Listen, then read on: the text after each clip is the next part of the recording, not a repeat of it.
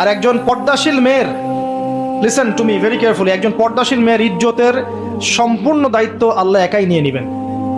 দেখবেন, দলিল দিবেন। সারা আলাইহিস সালাম তার স্বামী ইব্রাহিম আলাইহিস সালামের সাথে যাচ্ছেন এই যে প্যালেস্টাইনে হিজরত করতে। রাস্তায় একটা দুষ্ট রাজা গ্রেপ্তার করেছিল, মনে আছে? কিডন্যাপ করেছিল। সারা আলাইহিস সালামকে খারাপ উদ্দেশ্যে কিডন্যাপ করেছিল।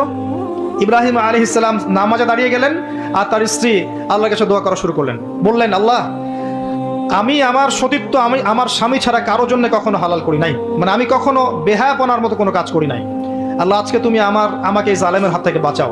তার দিকে হাত দেওয়ার আগেই হাত অবশ্যই পড়ে গেল। সুবহানাল্লাহ।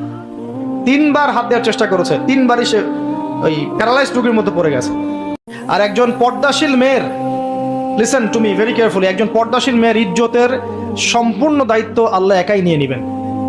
দেখবেন, দলিল দিবেন। সারা আলাইহিস